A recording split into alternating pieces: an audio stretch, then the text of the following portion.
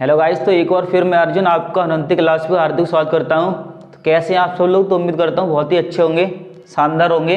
तो आज हम स्टार्ट करते हैं एवरेज। सही है, तो सबसे पहले हम देखेंगे कि एवरेज होता क्या है। तो अगर इसके फॉर्मूले की बात करें तो फॉर्मूला क्या होता है कि औसत जो होता है कुल पदों का योग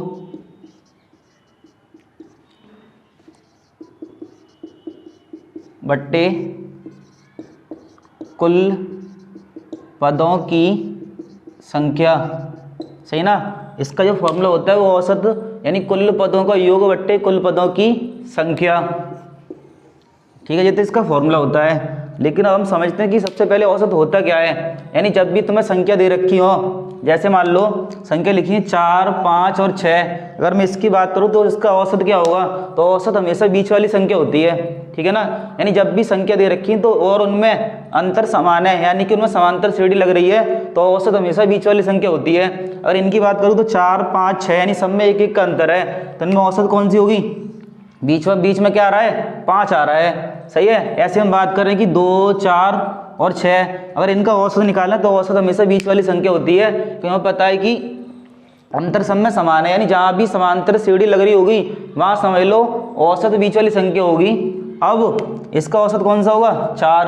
अभी तो मान लो संख्या छोटी छोटी दे रखी है, हम तुरंत निकाल ले रहे हैं। हम मान लो जब संख्या ज़्यादा होंगी तब कैसे निकालेंगे?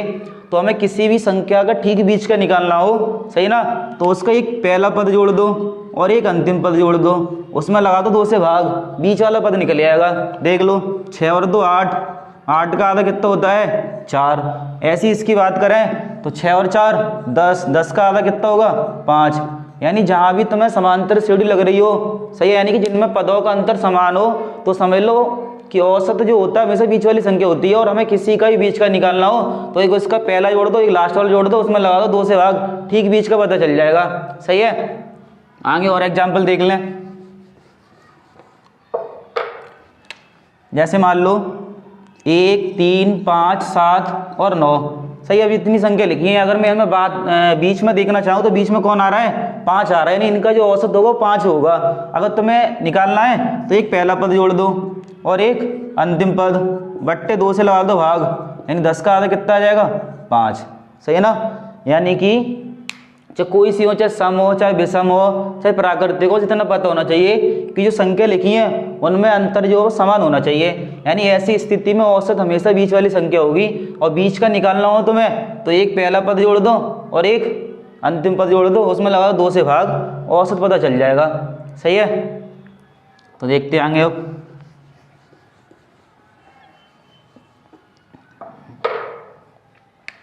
जैसे मान लो क्वेश्चन आ गया, प्रथम 50 प्राकृतिक संख्याओं का औसत ज्ञात कीजिए।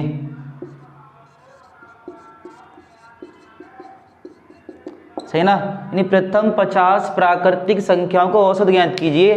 तो हमें पता है कि जो प्राकृतिक संख्या होती हैं वो क्रमागत एक ही बढ़ती जाती हैं। सही है। तो हमें इसका औसत निकालना होगा, तो 1 से लेकर 50 तक का बोला है ना, तो एक पहला पद उठाएं और एक अंतिम पद उठा लो, उसमें लगा दो 2 से भाग, पहला पद प्लस अंतिम पद अपॉन 2, यानी कितना हो जाएगा? 51/2, भाग लगा दो, कितना आंसर होगा? 25.5। ये इसका आंसर होगा। ठीक है ना, नोट करें।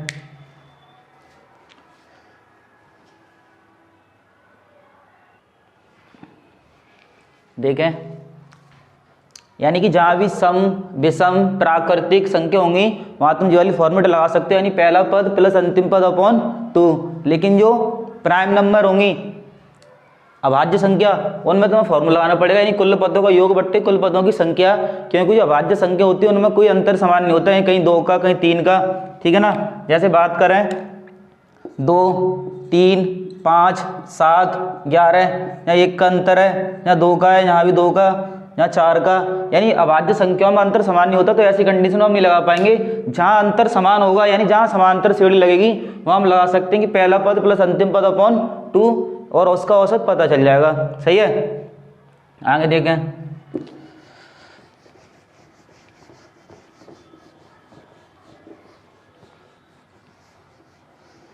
जैसे मान लो क्वेश्चन आ गया कि प्रथम 101 प्राकृतिक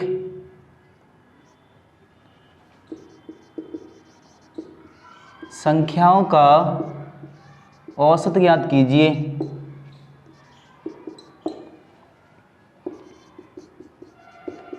ठीक है ना, यानी प्रथम 101 प्राकृतिक संख्याओं का औसत ज्ञात कीजिए। यानी प्राकृतिक होती है ना, नेचुरल नंबर कहते हैं, सही है। यानी कि प्राकृतिक संख्या होती हैं वो क्रमागत एक एक बढ़ती जाती हैं। जैसे कि हम बात करें तो 1 2 3, देखो यहाँ से यहाँ तक एक बढ़ रही है, 2 से 3, यहाँ भी एक का अंतर, यहाँ भी एक का अंतर है। यानी ये प्राकृतिक संख्या होती है क्रमागत एक ही बढ़ती जाती हैं। तो ऐसी स्थिति में पता है कि प्रथम 101 लेनी है ना, तो 1 से लेकर 101 तक प्राकृतिक संख्या औसत बताना है। तो एक तो पहला पद उठा लें और एक अंतिम पद बट्टे 2 जोड़ दो, 102 बट्टे 2 भाग लगा दो, 51 आंसर आ जाएगा।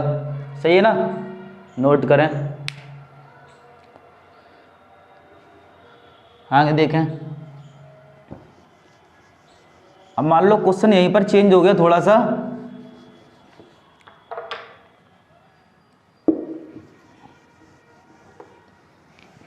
पूरा लिख देता हूं। जैसे क्वेश्चन आ गया कि प्रथम 101 पूर्ण संख्याओं का औसत ज्ञात कीजिए।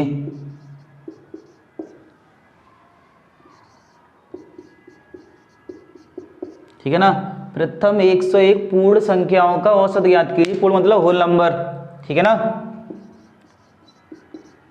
Whole numbers. यानी प्रथम 101 पूर्ण संख्या को औसत ज्ञात कीजिए।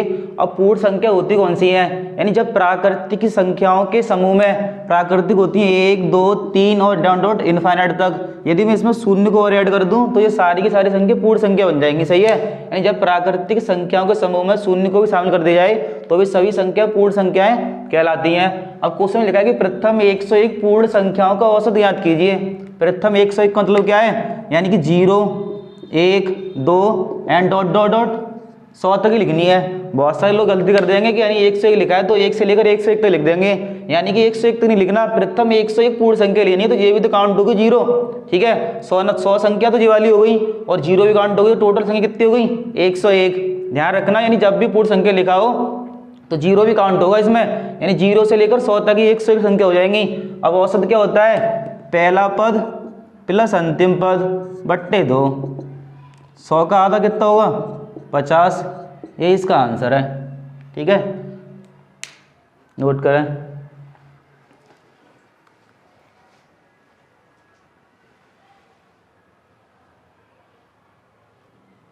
आगे देखें।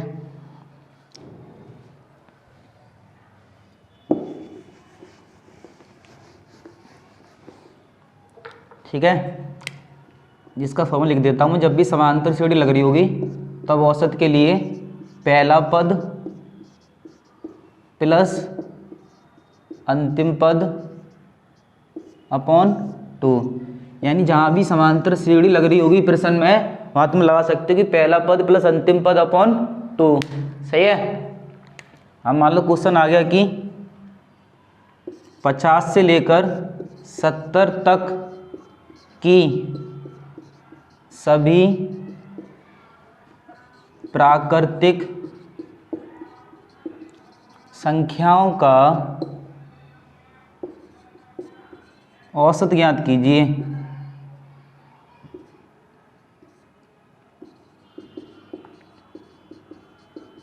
सही है, यानी 50 से लेकर 70 तक की सभी प्राकृतिक संख्याओं का औसत ज्ञात कीजिए।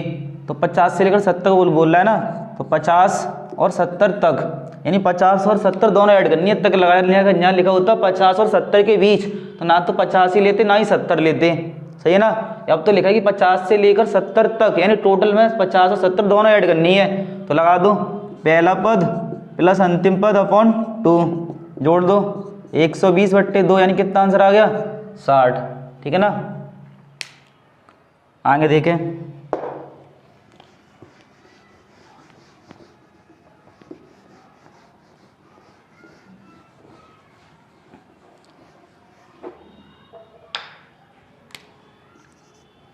और देख लो क्वेश्चन कैसे आ सकते हैं। जैसे क्वेश्चन आ गया कि 101, 102, 103 एंड डॉट डॉट डॉट 199 तक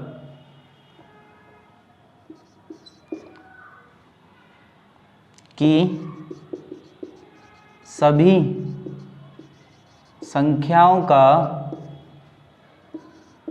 औसत ज्ञात कीजिए।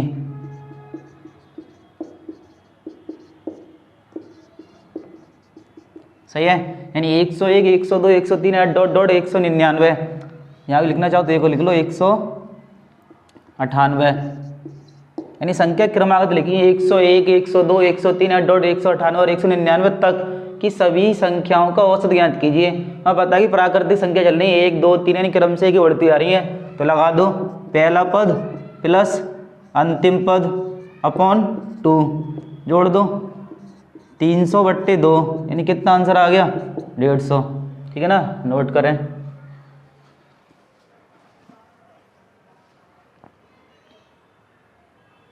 आगे देखें, ये अगला क्वेश्चन है कि 130, 145 और 160 और 900 तक की, यानी जितनी संख्या लिखी 900 तक की जितनी संख्या उनको औसत बताना है। तो हमें पता है कि यहाँ पर कितने का अंतर है 15 का, यहाँ भी 15 का, यानी जितनी भी संख्या लिखी उनमें सब में 15-15 का अंतर आ रहा है। सही है, तो लगा दो पहला पद प्लस अंतिम पद बट्टे 2, जोड़ दो 1030/2, भाग लगा 2 पंजे 10, 2 एकम 515 इसका आंसर होगा। ठीक है ना।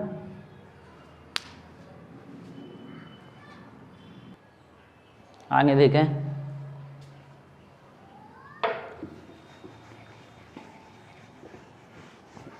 जितने भी बेसिक क्वेश्चन होंगे हम आज की वीडियो में ख़त्म कर रहे होंगे।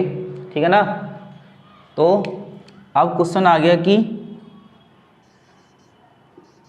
प्रथम 5 सम संख्याओं का औसत ज्ञात कीजिए।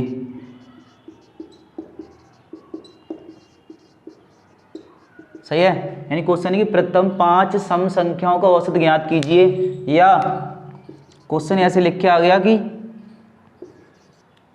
1 से लेकर 10 तक की सभी सम संख्याओं का औसत ज्ञात कीजिए।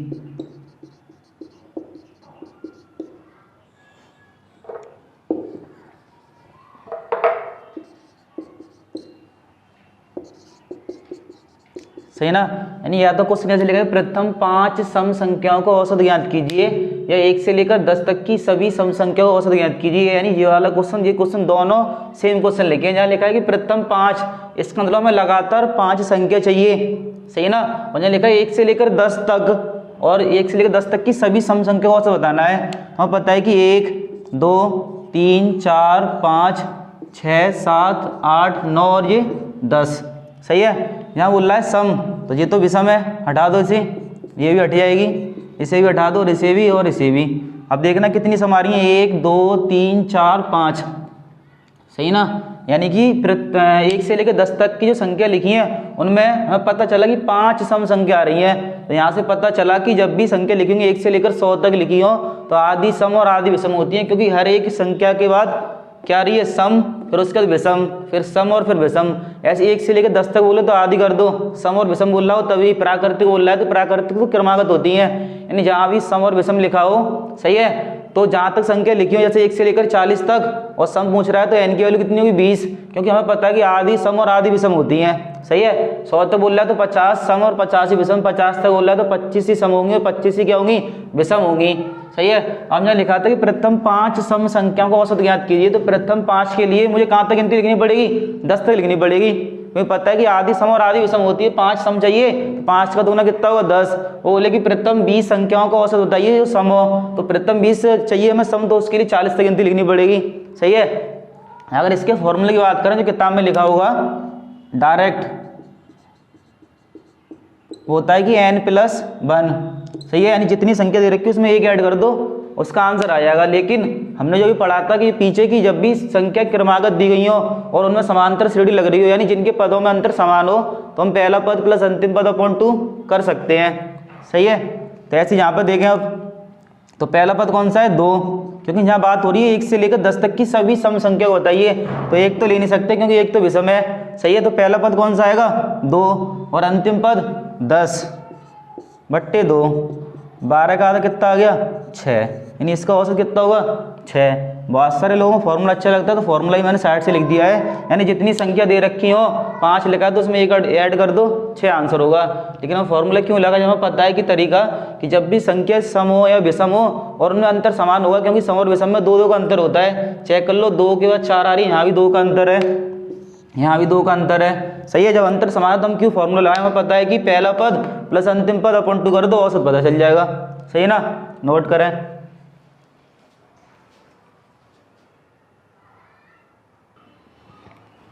ठीक है, आगे देखें।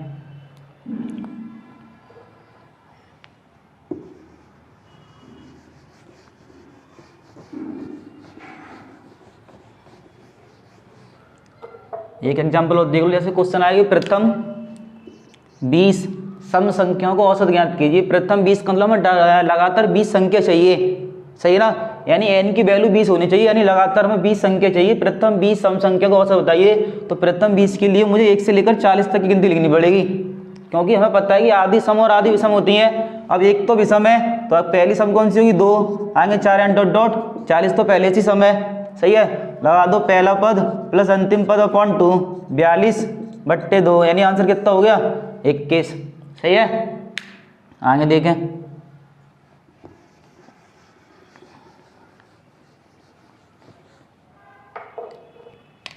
अगर क्वेश्चन आता है कि 1 से लेकर 80 तक की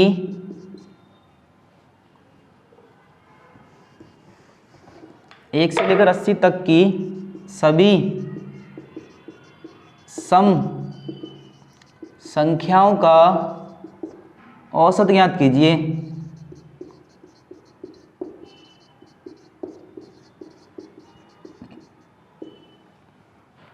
एक से लेकर 80 तक की सभी सम संख्याओं का औसत ज्ञात कीजिए। कहाँ से लेकर 1 से लेकर 80 तक, तो अब तो 1 से लेकर 80 तक लिखा है। सही है। तो पहली कौन सी होगी सम 2, आगे 4 एंड डॉट डॉट 80। सही है।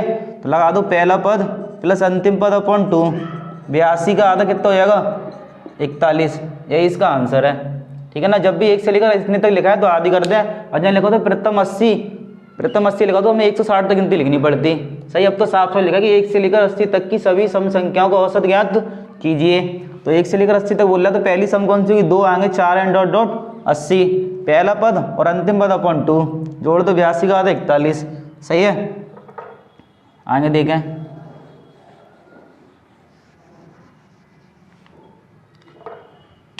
अब क्वेश्चन आ गया कि 1 से लेकर 27 तक, सही ना, 1 से लेकर 27 तक की सभी सम संख्याओं का औसत ज्ञात कीजिए।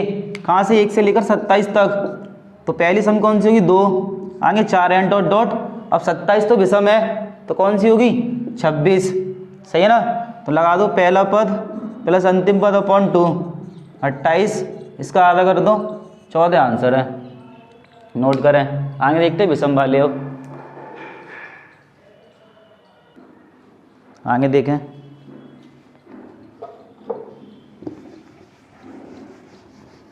ठीक है, अब विषम वाले देख लो। अब जैसे मान लो क्वेश्चन आ गया कि प्रथम 5 विषम संख्याओं का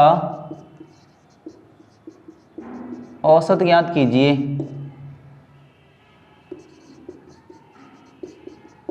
प्रथम 5 विषम संख्याओं का औसत ज्ञात कीजिए, यानी प्रथम 5 बोल रहा है ना, प्रथम 5 के लिए मुझे 1 से लेकर 10 तक की गिनती लिखनी पड़ेगी, क्योंकि हमें प्रथम 5 चाहिए तो हमें पता है कि आधी सम और आधी विषम होती हैं। तो प्रथम 5 के लिए मुझे 1 से लेकर 10 तक गिनती लिखनी पड़ेगी। सही है ना। 1 2 3 4 5 6 7 8 9 और ये 10, एक तो ये मिल गई 2, 3 4 5, यानी प्रथम 5 के लिए 10 तक गिनती लिखनी पड़ेगी। और इसमें बतानी विषम का औसत बताना है, तो एक तो ठीक है विषम है, आगे कौन सी होगी 3, सही है, एंड डॉट डॉट।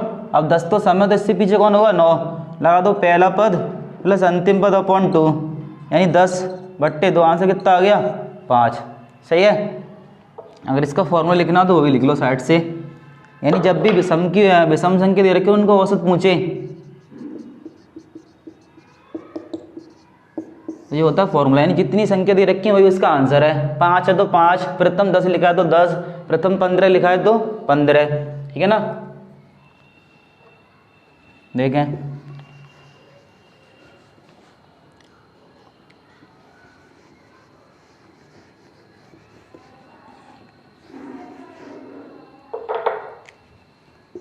क्वेश्चन कुछ ऐसा है, देखें आगे क्वेश्चन आगे 1 से लेकर 40 तक की सभी विषम संख्याओं का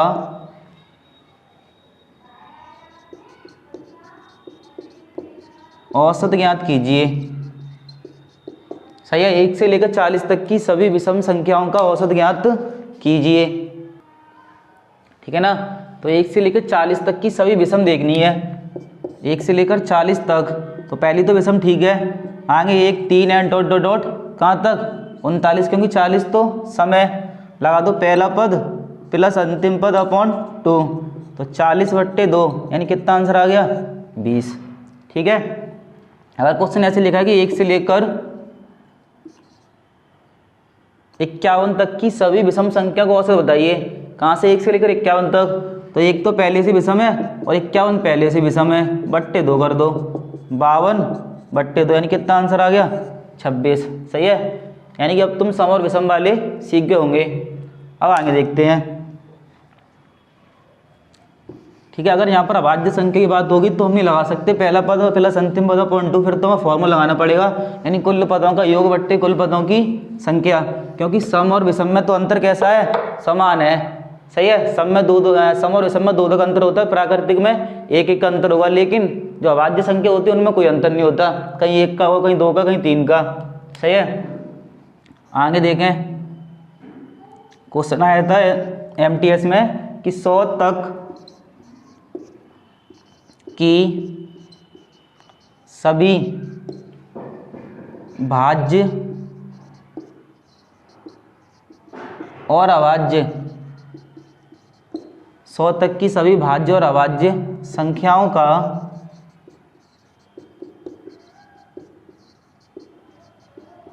औसत ज्ञात कीजिए, सही ना। यानी 100 तक की सभी भाज्य और अभाज्य संख्याओं का औसत ज्ञात कीजिए, कहाँ तक 100 तक, यानी 1 से लेकर 100 तक जितनी संख्या होंगी हमें सारी देखनी है, भाज्य और अभाज्य। तो हमें पता है कि सबसे छोटी भाज्य संख्या भी कौन सी होगी 2, सही है। बहुत सारे लोग तो 1 से स्टार्ट कर देंगे और 100 तक ले लेंगे, लेकिन उसमें लिखा है कि 1 से लेकर 100 तक की सभी भाज्य और अभाज्य। अब एक ना तो भाज्य और ना ही अभाज्य है, ठीक है, क्योंकि भाज्य संख्या की जो कंडीशन है, अगर कोई संख्या अभाज्य है तो कम से कम उसके 2 फैक्टर होने चाहिए, तो 1 का तो केवल 1 ही फैक्टर है, बस 1, सही है। यानी किसी संख्या को अगर अभाज्य होना है तो उसके 2 फैक्टर होने चाहिए, तभी अभाज्य संख्या होगी, अन्यथा अभाज्य संख्या नहीं होगी। अगर बात करें 2, तो 2 के कितने फैक्टर हैं, 1 और 1 2, सही है। 3 की बात करें 1,3, सही है।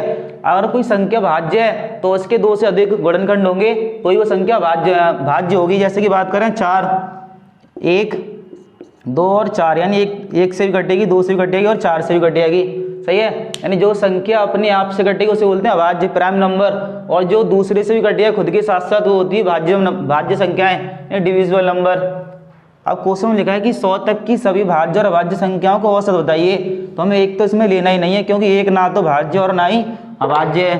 तो स्टार्ट कर दो 2 के बाद 3 4 एंड डॉट डॉट कहाँ तक 100 तक। हाँ पता है कि प्राकृतिक संख्या चल रही है, अब तो 2 के बाद 3 आ रहा है, 3 के बाद 4, यानी सब में 1 अंतर आ रहा है। लगा दो पहला पद प्लस अंतिम पद अपॉन 2, यानी कि कितना वही जोड़ के 102/2, भाग लगा दो 51 आंसर होगा इसका, सही है ना। SSC MTS में पूछेगा 2019 में, नोट करें।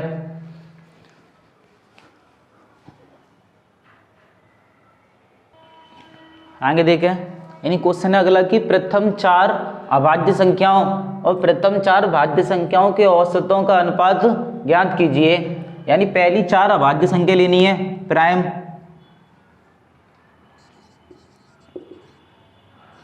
ठीक है, प्राइम नंबर और डिविजन नंबर,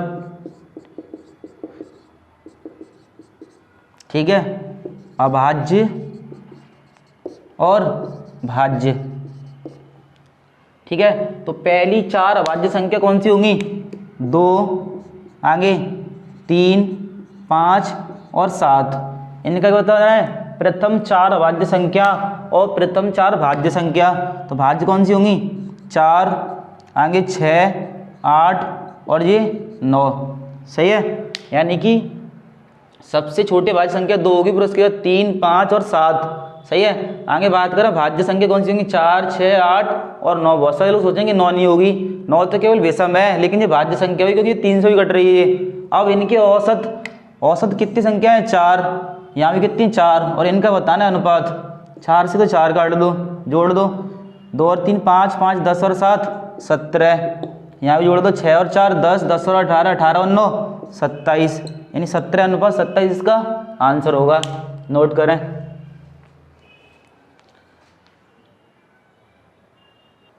तो देखते हैं अगला क्वेश्चन है कि 13 और 43 के बीच उन सभी संख्याओं को औसत ज्ञात कीजिए जो 3 से विभाज्य हैं, सही ना। कहाँ से?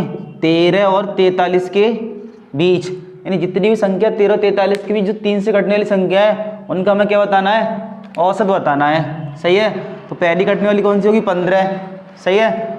आगे 18 डॉट डॉट डॉट 43 तो कटेगा नहीं, कौन सी कटेगी? 42, सही है। चेक कर लो, 3 एकम 3, 3 चौक 12। हाँ पता है कि संख्या सब में 3 3 का अंतर होगा क्योंकि उसने साफ से लिखा है 3 से कटने वाली। तो 15 का 18, 18 का कौन सी होगी?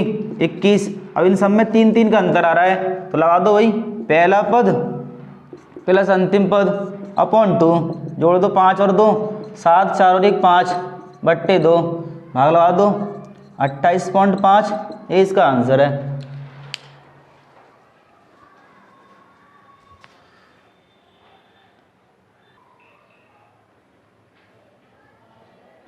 देखें फिर अगला क्वेश्चन, यानी क्वेश्चन है कि 100 और 200 के बीच उन सभी संख्याओं का औसत ज्ञात कीजिए जो 3 से पूर्णतः विभाजित होती हैं, सही है ना।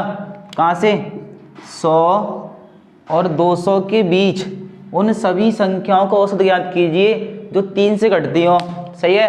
तो पहली कटने वाली कौन सी होगी? 3 से 102, भाग लगा लो इसमें, 3 3 का 9, 1 बचा पीछे हो गए 10। अब इसमें कितना जोड़ देंगे? 3 से कट गया, 3 चौक 12, यानी यहाँ पर 0 की जगह 2 होता तो पूरी पूरी कट जाती। तो पहली 102, अगर अगली निकालनी है तो इसमें 3 और जोड़ दो, 105 एंड डॉट डॉट लास्ट में कौन सी होगी? 198, सही है। भाग लगा दो, 3 18, 2 बचा पीछे को 20 और 3 18, रिमाइंडर बच रहा है 2 को घटा दो, तो 198 पूरी पूरी कट रही होगी, सही है। हमें पता है कि सब में 102 और 105 3 का अंतर है, आगे भी 3 का अंतर होगा, तो क्यों लगाया फॉर्मूला?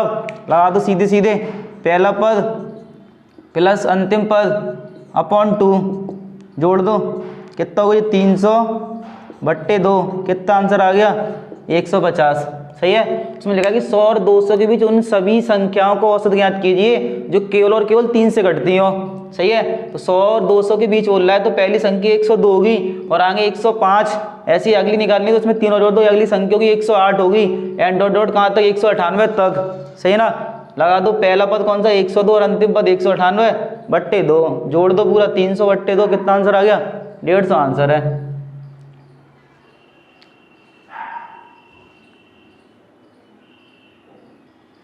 आगे देखें,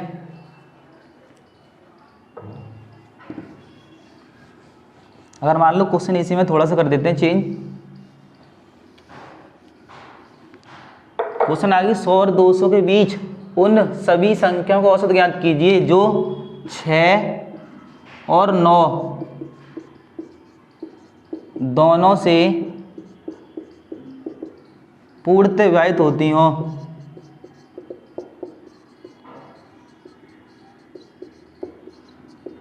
होती हैं, सही है ना।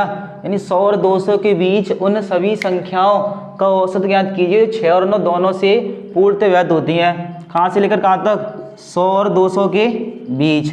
सही है। अब 6 और 9 दोनों का मतलब कि इनका लासा ले लो। 6 और 9 का जब तुम एलसीएम लोगे कितना आ जाएगा? 18। सही है ना। 6 और 9 का लासा लेना कितना आ जाएगा? 18। यानी जो संख्या 18 से घटेगी वो दोनों से घटेगी। देख लो 6 थी 18 और 9 दूनी 18। लगा दो 18 छिक्के 108, यानी पहली संख्या 108 होगी। एन डॉट डॉट 18 एकम 18, पीछे हो गया 20 और 18 एकम 18, यानी इसमें से 2 घटा दो तो अंतिम संख्या 198 होगी। लगा दो पहला पद प्लस अंतिम पद बट्टे 2, जोड़ दो 8 8 16, 9 और 1 10, यानी 306 बट्टे 2, भाग लगा दो 153 इसका आंसर है। सही है ना। नोट करें।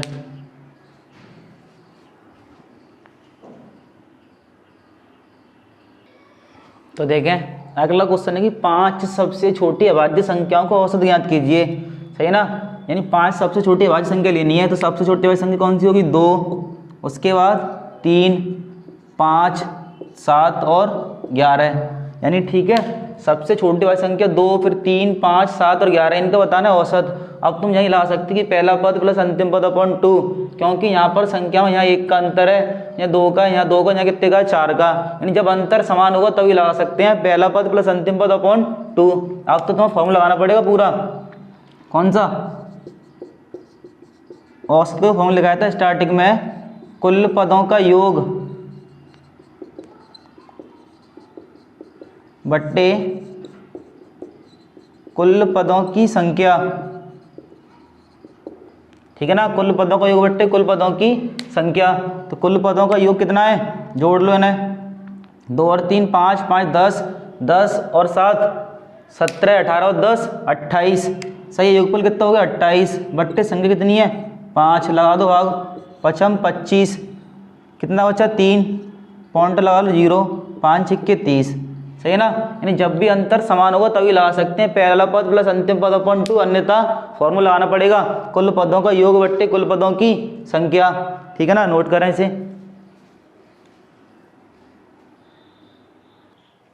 तो देखें यानी अगला क्वेश्चन है कि 3 से अभाज्य 8 सबसे छोटी समप्राकृतिक संख्याओं को औसत ज्ञात कीजिए। 3 से अभाज्य मतलब कि 3 से नहीं घटती हो और सम भी हो। तो सबसे पहले कौन सी होगी? 2, आगे 4, 6 तो लिखेंगे नहीं क्योंकि 6 तो 3 से कट जाएगी। उसके बाद 8, 10, 12 छोड़ दो, 14, 16, 18 लेंगे, 20, आगे 22। देख लो 8 हुई कि नहीं हुई? 1 2 3 4 5 6 7 8। सही है। उसमें लिखा था कि 3 से अभाज्य यानी 3 से नहीं कट रही हो, तो 2 4 6 नहीं लेंगे क्योंकि 6 3 से कट जाएगी। उसके बाद 8 10 12 नहीं लेंगे, 12 3 से कट जाएगी। 12 के बाद 14 16 18 लेनी क्योंकि 18 3 से कट जाएगी। 18 के बाद 20, 20 और 2 22, 8 हो गई। अब इनका बताना है औसत। औसत क्या होता है? कुल पदों का योग बट्टे कुल पदों की संख्या, क्योंकि यहाँ पर संख्याओं में अंतर बराबर नहीं है। यहाँ 2 का अंतर है, यहाँ 2 का, यहाँ कितने का है? 4 और 2 में 2 का है, लेकिन यहाँ 4 का हो गया, फिर 2 का, फिर 2 का, यानी कि अंतर कहीं 2 का है कहीं 4 का है। तो ऐसी स्थिति में समांतर श्रेणी नहीं लगा सकते। जहाँ भी अंतर समान होगा वहीं लगा सकते हैं पहला पद प्लस अंतिम पद अपॉन 2, यहाँ लगा सकते। तो कुल पदों का योग बट्टे कुल पदों की संख्या, जोड़ लो इन सबको। सही है। 2 और 6 8, 8 और 4 12, 12 और 20, 20 और 4 24, 24 और 2 26। हासिल कितनी लगी? 2, 2 और 2 4, 2 6 7 8 9, यानी योगफल कितना आ गया? 9 बट्टे में संख्या कितनी है? 8, तो 8 का भाग लगाना है। सही ना। क्योंकि कुल पदों का योग बट्टे कुल पदों की संख्या, तो 1 2 3 4 5 6 7 8, तो संख्या 8 है, तो 8 का लगा दो भाग। 8 एकम 8 और 8 दूनी 16, 12 इसका राइट आंसर होगा।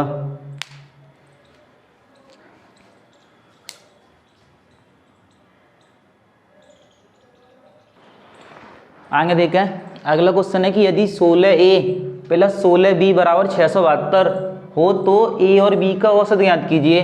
तो हमें किसी का भी औसत निकालना हो तो उसका एक योगफल चाहिए और उसमें लगा दो संख्याओं से भाग।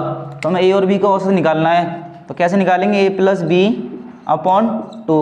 अगर हमें A और प्लस B का मान पता चल जाए, यानी A और B की वैल्यू पता चल जाए, तो हम इनका औसत बता सकते हैं। तो हमें दिया है क्वेश्चन में कि 16A और 16B बराबर 672। सही है। तो यहाँ से 16 कॉमन ले लो, कितना बचा? A प्लस B बराबर 672, काट दो, 16 चौक 64, कितना बचा 3 और 16 दूनी 32, तो a प्लस बी की वैल्यू कितनी आ गई 42, लगा दो यहाँ पर a प्लस बी की वैल्यू 42/2, यानी कितना आंसर आ गया 21, सही है ना। यानी कि हमें a और b को औसत निकालने का, हमें a और प्लस b चाहिए था बस, तो a प्लस बी कैसे मिलेगा, यहाँ लिखा है क्वेश्चन में 16a प्लस 16 बराबर 672 दे रखा है, तो इसमें 16 कॉमन ले लो, कितना बचा a प्लस b बराबर 672, 16 से काट दो, 16 चौक 64 और 16 दूनी 32, तो a प्लस बी कितना आ गया 42, लगा दो a प्लस बी के लिए यहाँ पर 42/2, कितना आंसर आ गया 21। एक और देख लें इसी में,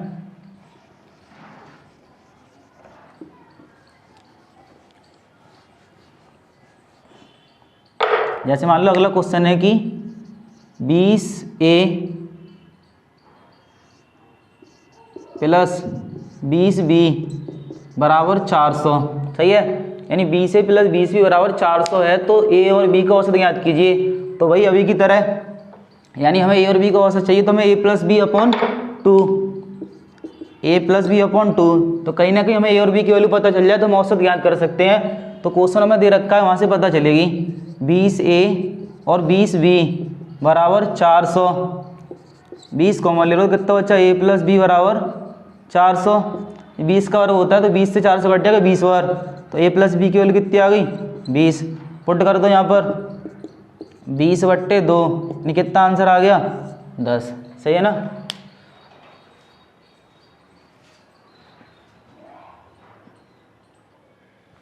तो अगला क्वेश्चन है जो कि एसएससी जीडी में पूछा गया है, यानी दो संख्याओं का औसत 13 है और उनके गुणनफल का वर्गमूल कितना है 12 है, तो संख्याओं के बीच का अंतर ज्ञात कीजिए। तो संख्या हमने मान ली a और b हैं, सही है, तो दो संख्याओं का औसत कितना है 13, यानी कि a प्लस बी अपॉन 2 बराबर क्या होता है औसत, जो क्वेश्चन में कितना दे रखा है 13, औसत क्या होता है कुल पदों का योग बट्टे कुल पदों की संख्या, तो संख्या हमने a और b मानी है, तो a प्लस बी कुल पदों का योग बट्टे कुल पदों की संख्या कितनी है 1 और 1 2 बराबर होता है औसत, जो कि क्वेश्चन में दे रखा है 13, सही है।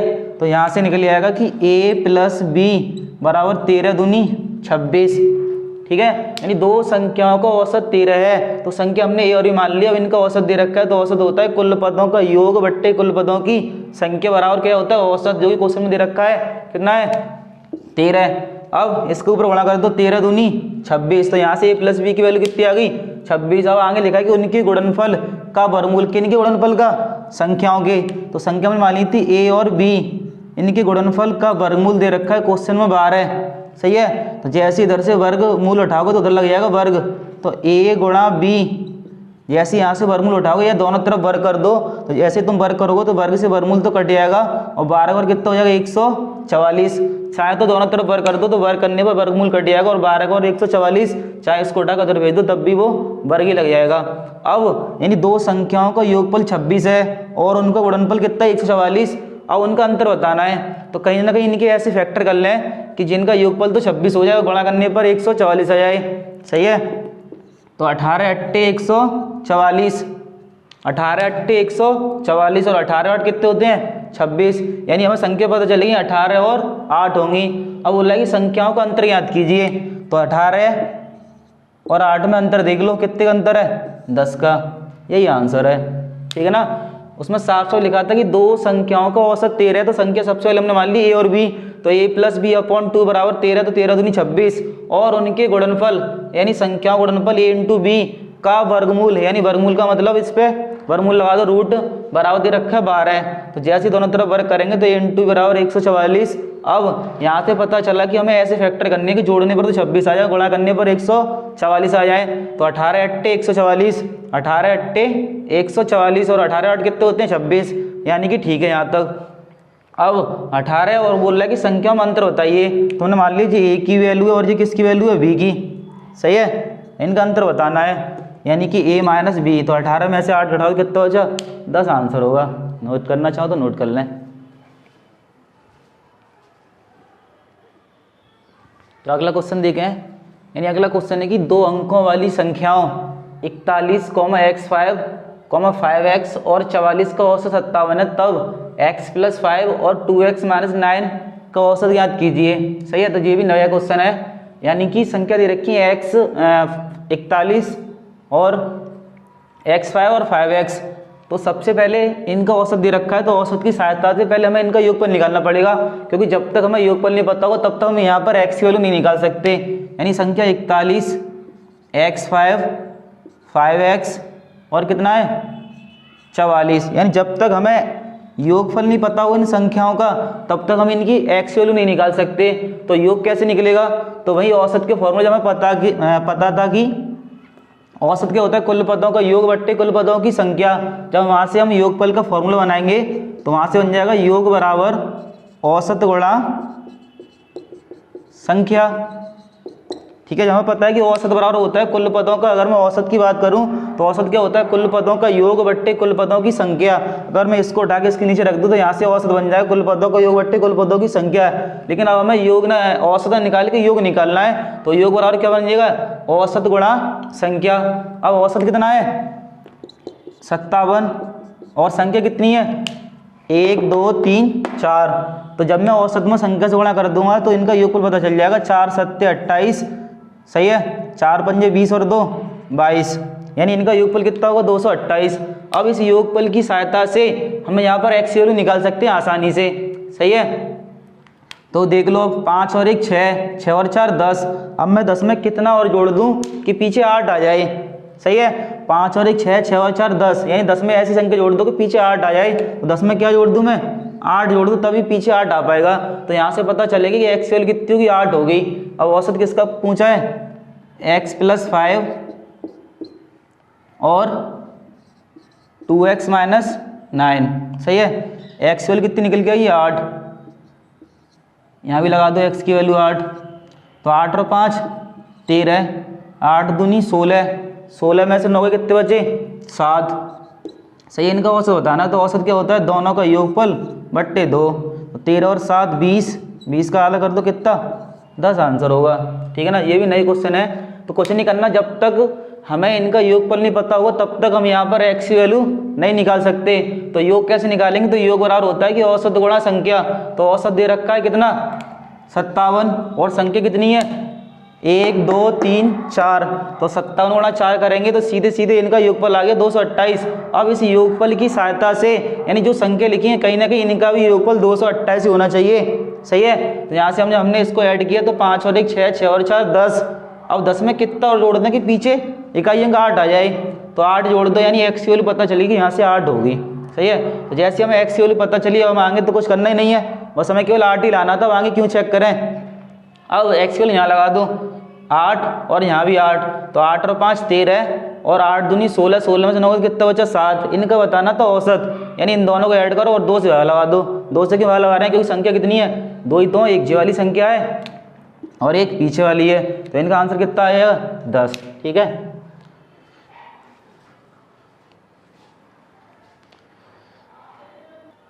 आगे देखें। यानी अगला क्वेश्चन है कि 2 अंकों वाली संख्याओं 37, 45, 6x और x6 का औसत 48 है, तब 4x + 3 और x + 7 का औसत ज्ञात कीजिए, सही है।